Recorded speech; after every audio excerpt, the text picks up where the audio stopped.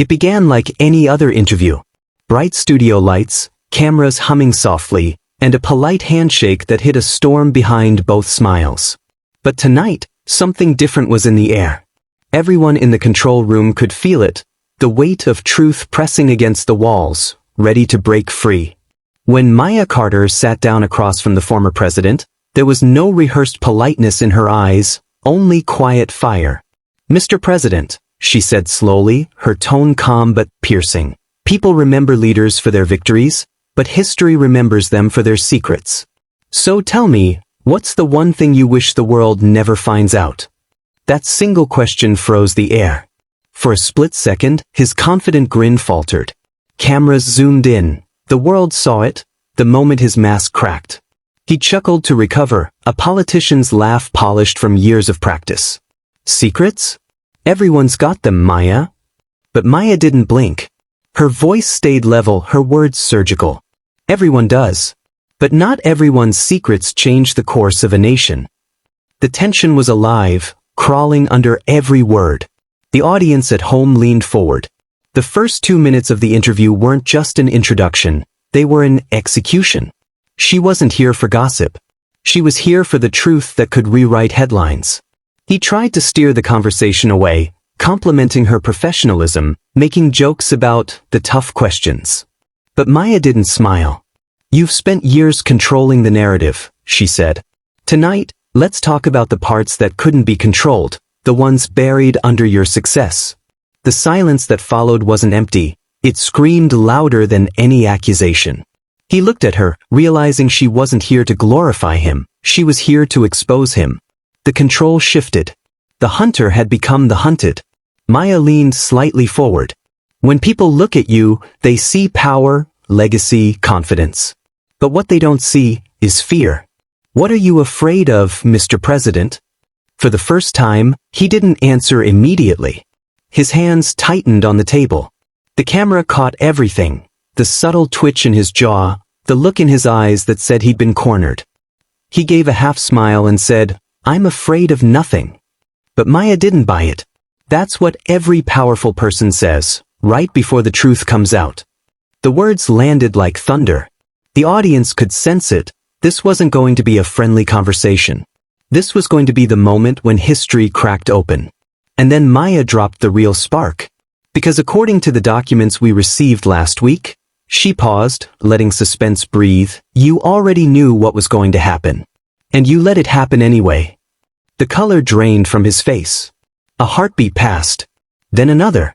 He tried to laugh it off, but it was too late. The damage was done. The viewers could see it. Something huge was buried beneath that denial. Maya smiled faintly. "We'll get to that.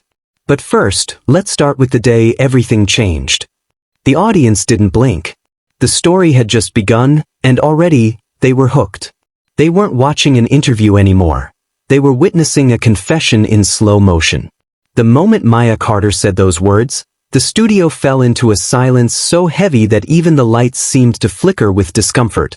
The former president's smile stiffened. His fingers tapped on the desk, a faint rhythm of unease. He tried to laugh, but it came out hollow. "Documents? Maya, people send you all kinds of things when you're in the media. Half of them are fake." Maya didn't move. Her expression was calm, but her eyes spoke louder than any accusation. "These weren't anonymous files, Mr. President. They came from someone who used to work directly for you." That line hit like a lightning strike. The viewers watching at home could sense it. The atmosphere had shifted from interview to interrogation. The charm that once carried him through scandals wasn't working here. This wasn't a rally or a press event. This was a battlefield built of words and evidence. Maya leaned back, not to relax but to make space for his reaction. She wanted him to fill the silence with his own defense, to see if the guilt would slip through the cracks. "Let's go back," she continued softly, "to the day you signed that order. You remember it, don't you?" He hesitated. That hesitation told the audience everything. "Maya, you're talking about something that happened years ago. Decisions are complicated, context matters." "Of course," she said, her tone dangerously smooth. "Context always matters. That's why I want yours. Because according to your own advisor, you had information, classified reports, that predicted what was coming. And you ignored them. He straightened his tie, a small, nervous gesture. That's ridiculous. Those reports were speculative, nothing certain. Maya didn't interrupt. She let him dig deeper, her silence the kind that demanded more truth. So you're saying, she finally asked, that you knew there was a chance people could get hurt, and you took that risk anyway? The question cut like a blade. He blinked, eyes darting as though searching for a friendly camera that wasn't there. The studio audience, the crew, even the air itself felt frozen in suspense. He said slowly, I made the best decision I could with the information I had. Did you? Maya asked. Or did you make the decision that protected you politically? That broke the rhythm. His voice rose slightly. You think it's that simple? You've never sat in this chair, Maya. You don't know what it's like to have the weight of a nation on your shoulders. Maya didn't flinch. No, she said quietly, but I know what it's like when the people who trusted you feel betrayed. And right now, they deserve to know if you failed them, or if you used them. The former president exhaled hard, frustration slipping through. He was a man used to control, and she had taken that from him piece by piece. Each question was a needle, precise and unavoidable. He tried to redirect. You journalists always twist things. You want to make a villain out of every leader. But one day, history will understand what I did. Maya tilted her head. Maybe. But tonight, the people get to hear your version without the speeches, without the applause. Just you, and the truth. She opened the folder on her table. Papers rustled, microphones caught the faint sound, and the tension peaked. Page 6, she said. Signed by you, 2 days before the event. It says, proceed despite warnings. Did you write that? His lips parted but no sound came out. The cameras zoomed in again, capturing the flicker of realization in his eyes, that for once he couldn't outtalk the truth. Maya didn't push further. She simply closed the file, folded her hands, and looked him in the eye. This isn't about politics anymore, Mr. President. This is about responsibility. And tonight, the world gets to decide which version of you it believes. The screen faded to a brief silence before the title flashed. The truth he tried to bury. But this was only the beginning. The next question would take everything he thought he could hide and drag it into the light. For a long moment after Maya's last words, the studio was silent. The former president sat completely still, eyes fixed on the table as if the answers were hidden somewhere in the grain of the wood. His practiced smile was gone. The man who once controlled nations now looked like he was struggling to control his breath. Maya didn't press immediately. She let the weight of the moment sink in. That was her power. She knew silence could reveal more than any question. When she finally spoke, her voice was soft but dangerous. You know, people admired you once. They believed in you. But belief is fragile, Mr. President. It breaks the moment truth is betrayed. He lifted his eyes. Betrayed, he repeated, trying to sound indignant. I never betrayed anyone. Everything I did for this country. Then why, Maya asked, sliding a photo across the table, did your own chief of staff resign the morning after this report was buried? His face drained of color. The image, a simple photo of a signed resignation letter, landed with the force of a confession. You don't understand, he muttered. That man was disloyal. He leaked information, twisted facts. Or maybe, Maya interrupted gently, he finally realized what you'd done. That line sliced through his defense. He shifted in his chair, the confident posture fading into discomfort. The audience watching from home could sense the shift. This wasn't about politics anymore. It was about guilt. He tried to laugh, but the sound came out brittle. You think you know everything because of a few papers? You don't know what it's like behind those walls. Every day, every decision, it's a war you can't win. You choose the lesser evil and pray it doesn't destroy you. Maya nodded slowly. So that's what you tell yourself? That it was the lesser evil? His eyes flickered. It was survival, he said. You think idealism keeps a country safe? You think doing what's right always works? Sometimes, you have to do what's necessary. Maya leaned forward, her voice barely above a whisper. And who decides what's necessary? The leader, or the people who have to live with the consequences? That question hit him harder than any accusation. For the first time, his words stumbled. He began, then stopped. He looked down again, rubbing his temple. The cameras caught everything. The tremor in his hand, the guilt rising like a tide. Maya didn't smile, didn't gloat. She looked almost sad. You built your career on strength, on never backing down. But maybe what people needed wasn't a strong man, maybe they needed an honest one. He looked up, his voice low. You think honesty wins wars? No, Maya said. But it prevents them. That answer lingered in the air like smoke. The audience didn't need explosions or shouting.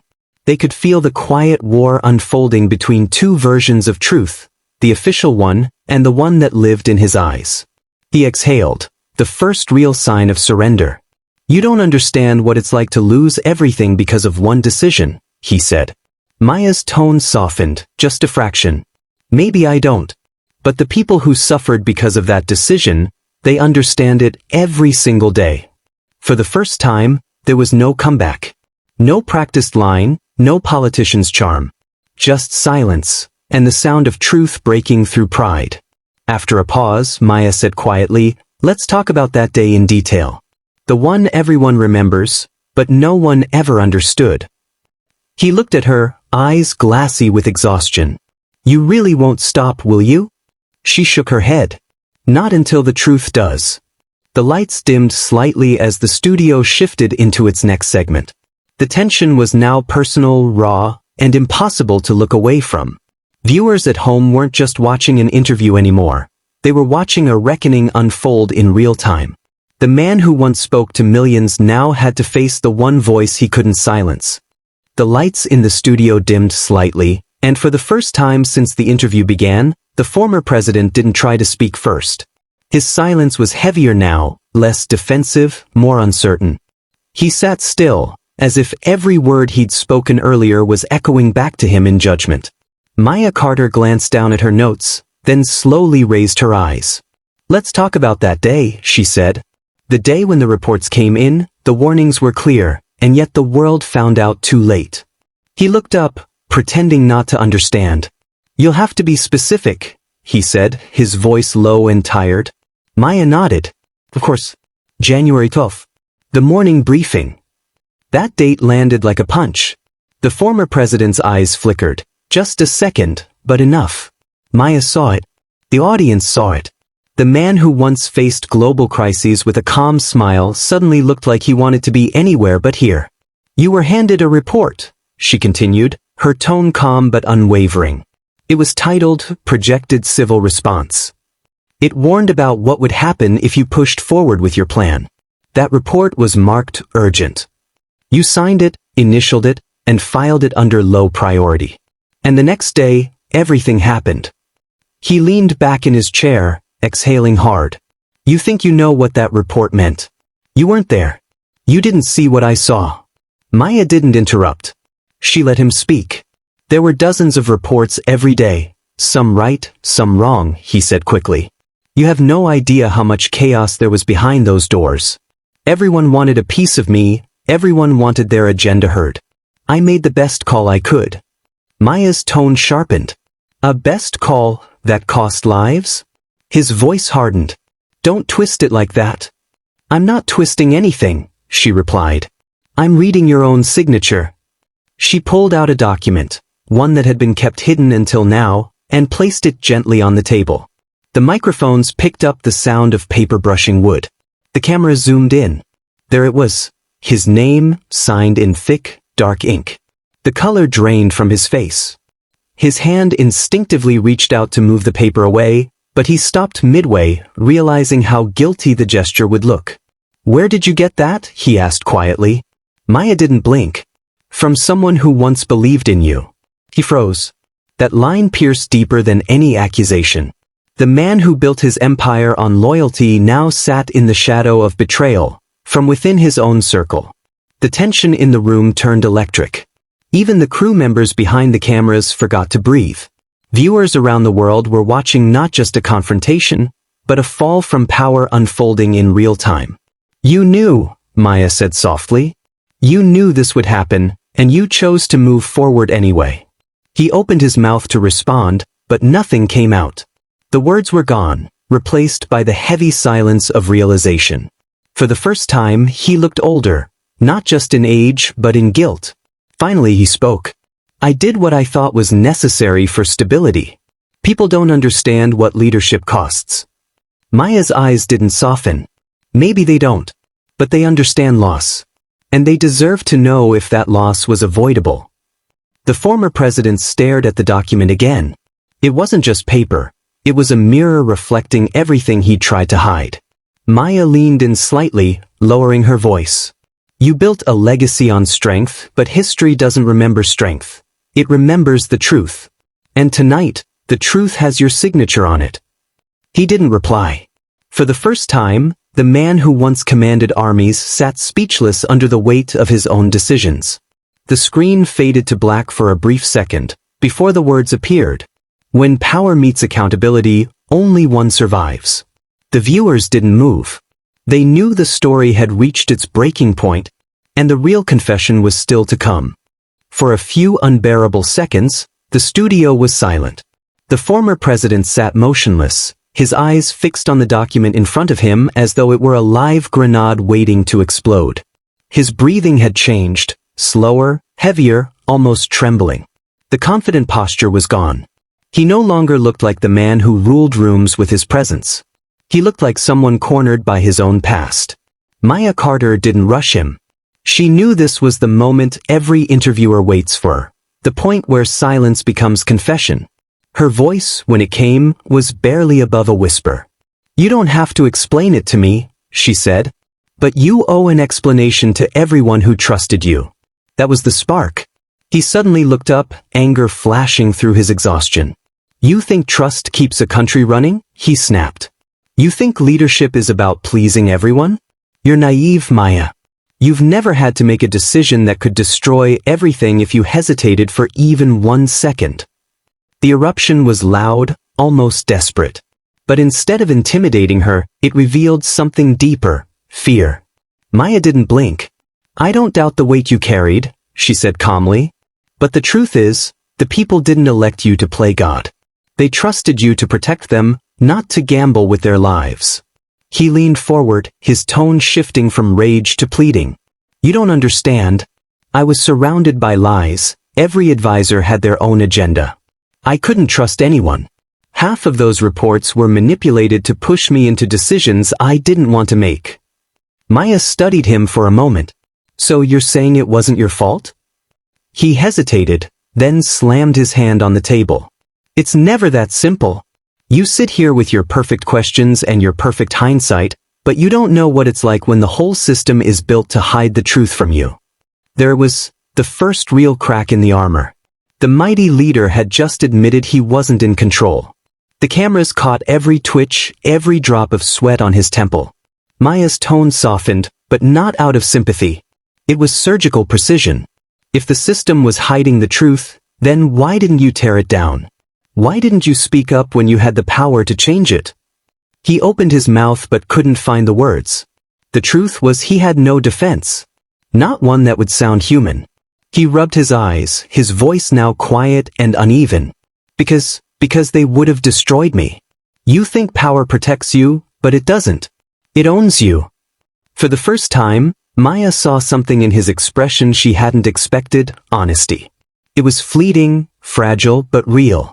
The proud man who once bragged about never backing down had finally lowered his guard. "So you let fear decide?" she asked softly. He nodded slowly, almost ashamed. "I told myself it was strategy," he said. "But it was fear. Every day I was afraid of losing control, afraid of losing the image they built around me. So I convinced myself that doing nothing was safer than doing what was right." The air in the studio was heavy now. No one moved.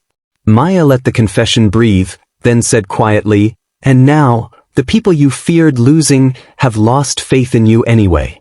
He looked away, his eyes glassy. "Maybe that's what I deserve." Maya leaned forward. Maybe. Or maybe it's what the truth deserves. He took a deep breath, trying to collect himself, but the damage was irreversible. The mask had shattered. The mighty figure the world once followed was now just a man, tired, guilty, and painfully human. As the camera slowly zoomed in, Maya ended the segment with a single line that echoed in every viewer's mind. When a leader hides behind fear, it's not the truth that dies, it's the people. The audience watching at home didn't move. They knew the story had crossed the line from politics to redemption, or perhaps ruin. And Maya wasn't finished yet. The next part would uncover who helped him cover it all up, and why. The air in the studio was charged, thick with something electric and dangerous. The former president had gone quiet again, his breathing steady but shallow. His confession had cracked the surface, but Maya Carter knew the truth ran deeper, much deeper. "Mr. President," she began softly, "you said the system owned you. Let's talk about who built that system." He looked up, weary and cautious. "You wouldn't understand," he said quietly. "Try me," Maya replied, sliding another folder across the table. This time, there were several photographs, boardroom meetings, late-night dinners, and a series of signatures that didn't belong to him. "These names keep coming up in your communications," she continued. "Advisors, donors, lobbyists. The same people who pushed the plan forward, even when your own intelligence reports said to stop." He didn't answer. His eyes fell on one photograph in particular, an older man in a dark suit, shaking his hand at a private event. His jaw tightened. "Who is he?" Maya asked. He hesitated, then exhaled through his nose. "You already know who he is. Everyone in this town does." Maya nodded. "Vincent Hale. Billionaire, policy broker, and the man your campaign publicly claimed to have cut ties with 2 years before that photo was taken."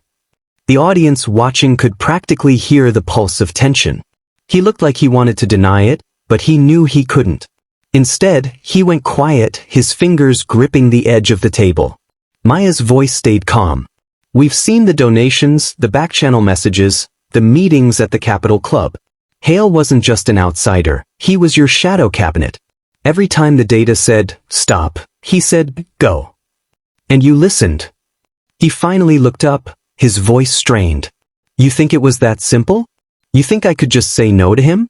Hale funded half the infrastructure that kept the government functioning when Congress froze the budget. He had leverage, real leverage. "So he bought your silence?" Maya asked. He flinched. "He bought everyone's," he said bitterly. "Governors, generals, media executives. The whole system was infected. You pull one thread, the whole thing collapses. I tried to keep it stable." Maya's expression didn't change. "You didn't keep it stable," she said quietly. "You kept it hidden." That landed hard. The former president leaned back, eyes closed, as if the weight of the last decade had finally landed on his shoulders. "You don't know what it's like," he murmured. "When you realize the country you're trying to lead isn't yours anymore. It belongs to people with more money, more control, more reach than you could ever imagine." Maya's voice softened slightly. "So you surrendered to them?" His eyes snapped open. "No. I tried to outsmart them. I thought I could use them long enough to fix the mess and then cut them off. But by the time I realized I couldn't, it was too late. They owned me." He paused, his voice cracking for the first time. "They still do." Maya didn't blink. "Then why are you still protecting them?" He stared at her, the silence stretching. "Because if I name them, the world will burn." For the first time, Maya leaned back, her eyes narrowing.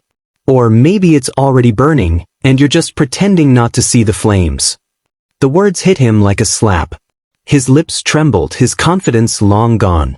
The man who once stood as the symbol of control was now nothing more than a messenger of the powerful forces behind him.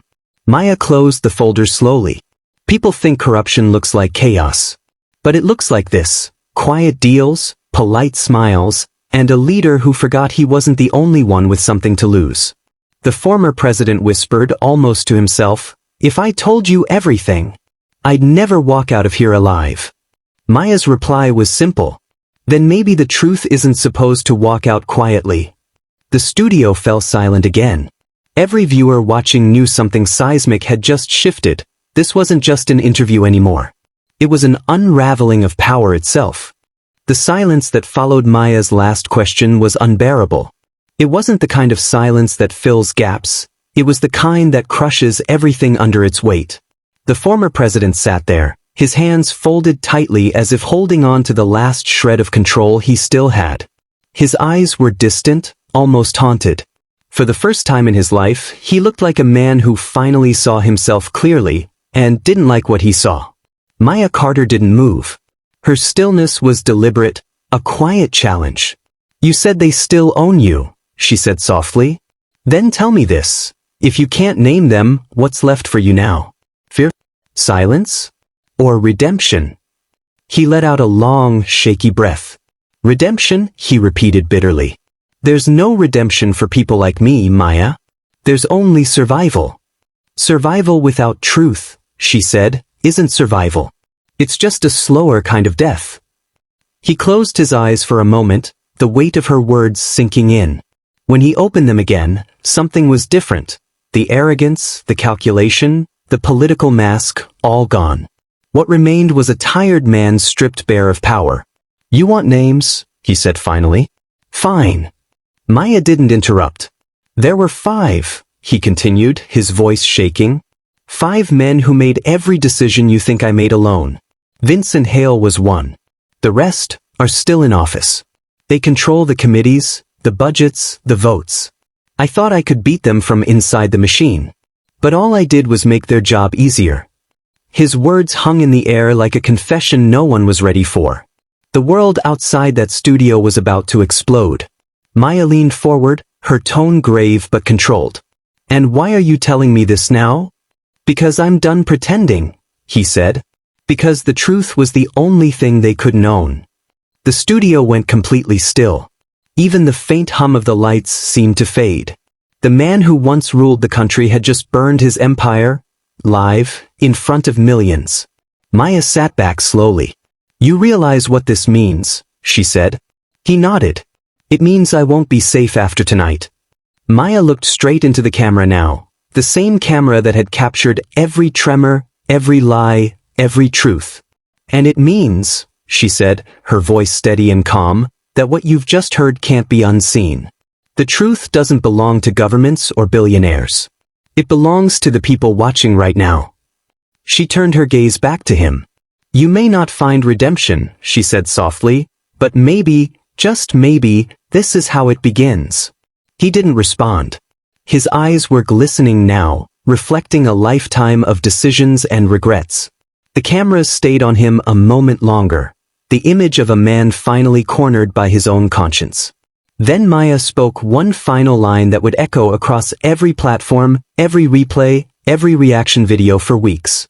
"Power built on silence always ends in confession." The lights dimmed. The screen cut to black. Then, a voiceover from Maya.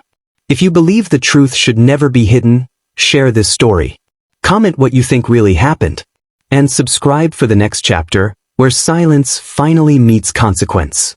The outro music faded in, haunting and slow, while the screen displayed the final words in white text against black. "Because truth, once spoken, never dies." Viewers didn't just watch an interview that night.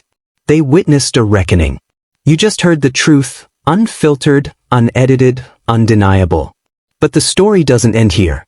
The powerful never stay silent for long, and the lies always fight back. If this truth shook you, don't stay silent. Speech balloon, comment what you believe. Bell, subscribe before the next revelation drops. Because here, silence has consequences.